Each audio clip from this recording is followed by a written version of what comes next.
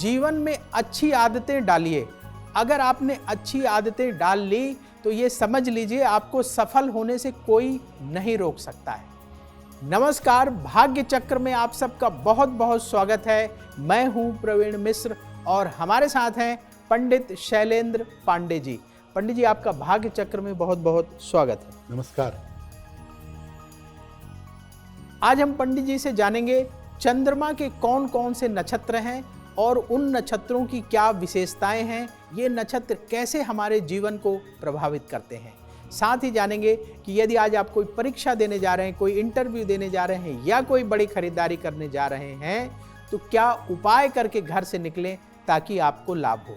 आज हम चर्चा कर रहे हैं चंद्रमा के नक्षत्रों के बारे में।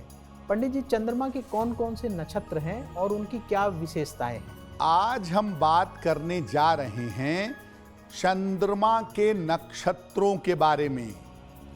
चंद्रमा के नक्षत्र कौन सी हैं और उनकी विशेषताएं क्या हैं, उनकी खास बातें क्या हैं। देखिए, चंद्रमा ज्योतिष का सबसे महत्वपूर्ण ग्रह है।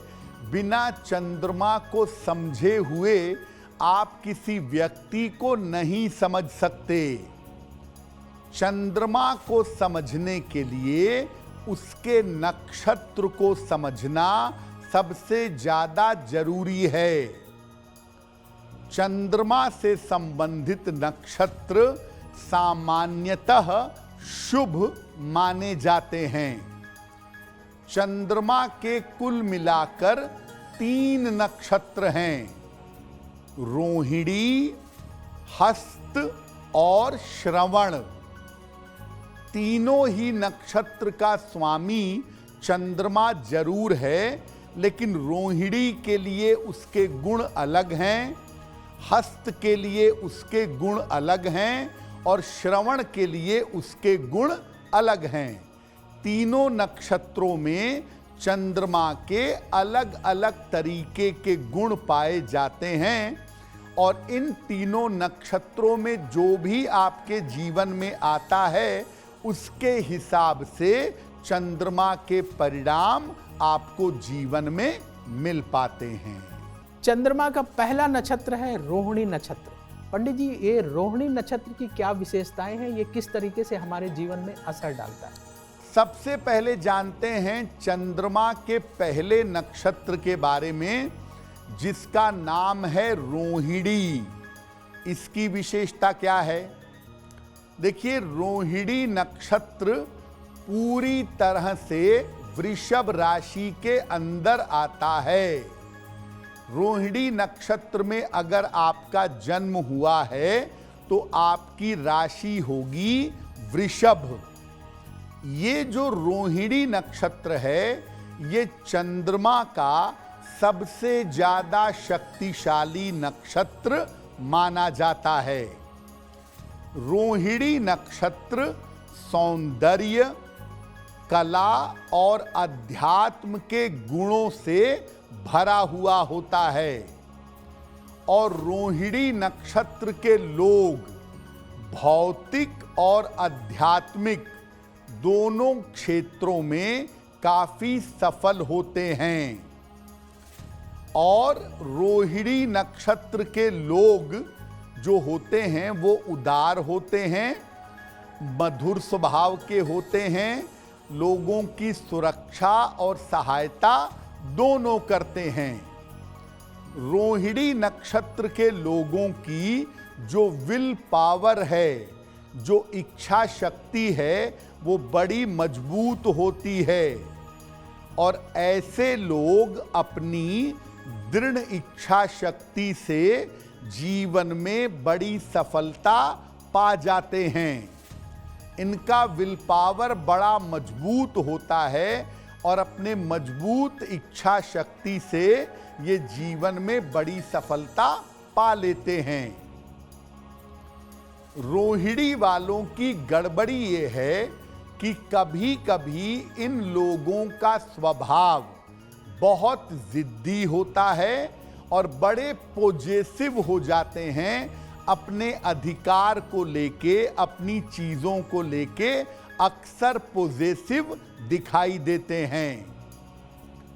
अगर आपका नक्षत्र रोहिणी है तो जीवन में मन की परेशानियां आपको परेशान कर सकती हैं, और रोहिणी वाले अगर आध्यात्मिक ना हो तो इनको जीवन में सुकून नहीं मिलेगा। इसलिए रोहिणी वालों का आध्यात्मिक होना बड़ा जरूरी है। अगर ये स्पिरिचुअल हो जाएं, अगर ये आध्यात्मिक हो जाएं, तो जीवन में बड़ी सफलता इनको अवश्य मिलती है। चंद्रमा का दूसरा नक्षत्र है हस्त नक्षत्र। हस्त नक्षत्र की क्या क्या विशेषताएं हैं और पंडित जी ये हमारे जीवन पर कैसे असर डालता है? अब बात करते हैं चंद्रमा के दूसरे नक्षत्र की। चंद्रमा का दूसरा नक्षत्र है हस्त। हस्त नक्षत्र की विशिष्टताएं क्या हैं? देखिए, हस्त नक्षत्र जो है ये पूरी तरह से कन्या राशि के अधीन आता है। यानी अगर आपका जन्म हस्त नक्षत्र का है तो आपकी राशि होगी कन्या। हस्त नक्षत्र वालों के पास अद्भुत मानसिक शक्ति होती है। इनका मेंटल लेवल, इनकी मेंटल एनर्जी बहुत ज्यादा होती है। हस्त नक्षत्र वाले बड़े बुद्धिमान होते हैं और इनकी वाणी बहुत ताकतवर होती है। तो हस्त नक्षत्र में बुद्धि और वाणी इन दोनों का वरदान आदमी को जरूर मिलता है। इस नक्षत्र के लोग आध्यात्मिक, बुद्धिमान और वाक्पटु होते हैं। इंटेलिजेंट तो बहुत होते हैं, बोलने में भी बड़े होशियार होते हैं। हस्त नक्षत्र वालों के अंदर दूसरों की समस्या दूर करने की क्षमता होती है, और अगर आपके पास कोई हस्त नक्षत्र का मित्र है तो वो बातचीत करके, सुन के, समझ करके आपकी तमाम समस्याओं को दूर कर देगा। ये लोग कभी कभी घमंडी हो जाते हैं और कभी कभी क्रूर हो जाते हैं, एग्रेसिव हो जाते हैं, क्रूएल हो जाते हैं। साथ ही साथ कभी कभी अपने दिमाग का, अपनी मानसिक शक्तियों का दुरुपयोग करके छोटे छोटे फायदे के लिए दूसरे को नुकसान पहुंचा देते हैं। हस्त नक्षत्र वाले तब तक सफल नहीं होते जब तक ये आध्यात्मिक ना हो जाएं। पैसा भले ही बहुत कमा लें, नाम और यश बहुत कमा लें, लेकिन चैन संतोष तभी मिलेगा जब ये आध्यात्मिक हो पाएंगे। आज हम चर्चा कर रहे हैं चंद्रमा के नक्षत्रों के बारे में। 2 नक्षत्रों के बारे में आपने जान लिया। चंद्रमा का तीसरा नक्षत्र है श्रवण नक्षत्र। पंडित जी, श्रवण नक्षत्र की क्या विशेषताएं हैं और ये हमारे जीवन पर कैसे असर डालता है? अब बात करते हैं चंद्रमा के तीसरे नक्षत्र की, जिसका नाम है श्रवण। चंद्रमा के तीसरे नक्षत्र श्रवण की विशेषता क्या है? ये जो नक्षत्र है श्रवण, ये पूरी तरह से मकर राशि के अधीन आता है। यानी अगर आपका जन्म श्रवण नक्षत्र का है तो आपकी राशि होगी मकर। इस नक्षत्र को विद्या का नक्षत्र या सीखने का नक्षत्र कहा जाता है। दूसरों से सीखना, दूसरों से ज्ञान लेना, ये गुण श्रवण नक्षत्र के अंदर बहुत होता है। इसका संबंध भगवान विष्णु या माता सरस्वती से जोड़ा जाता है।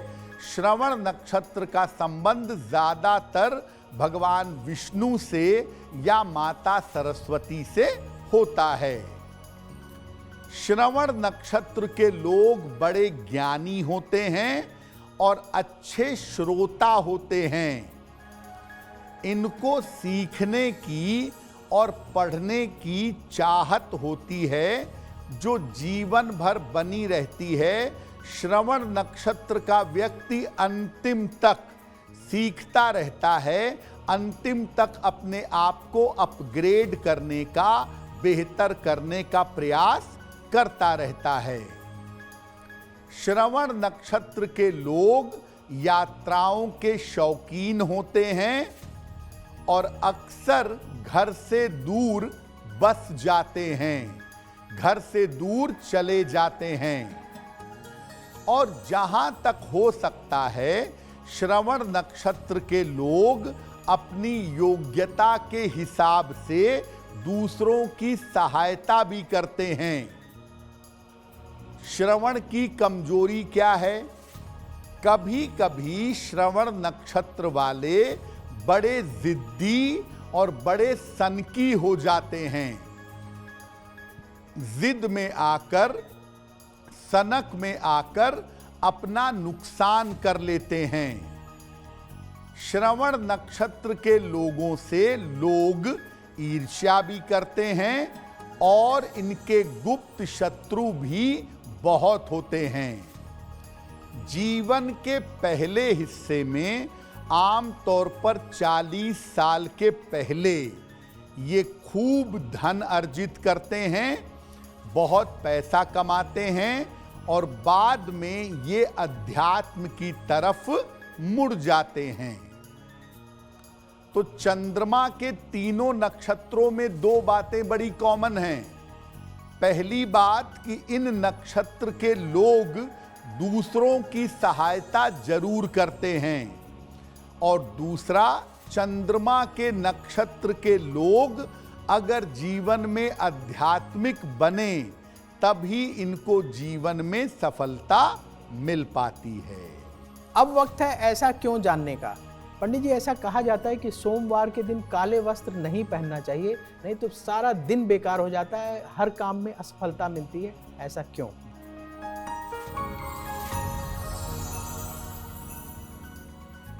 माना जाता है, कहा जाता है कि सोमवार के दिन काले कपड़े नहीं पहनना चाहिए। अगर आप सोमवार को काले कपड़े पहनेंगे तो आपको असफलता मिलेगी। देखिए, सोमवार का दिन चंद्रदेव का दिन है और चंद्रमा का रंग होता है सफेद और चंद्रमा का जो अपोजिट कलर है, जो निगेटिव कलर है, वो है काला। तो अगर आप सोमवार के दिन काले रंग के कपड़े का इस्तेमाल करेंगे, काले वस्त्र पहनेंगे, तो चंद्रमा की अशुभता आपको परेशान करेगी, चंद्रमा अशुभ होगा और कार्यों में सफलता नहीं मिलेगी। एस्ट्रो तक ऐप पर आपको मिलेगा भविष्य से जुड़े हर सवाल का जवाब। डाउनलोड कीजिए एस्ट्रो तक ऐप और चुटकी में जुड़िए इंडिया के बेस्ट एस्ट्रोलॉजर से।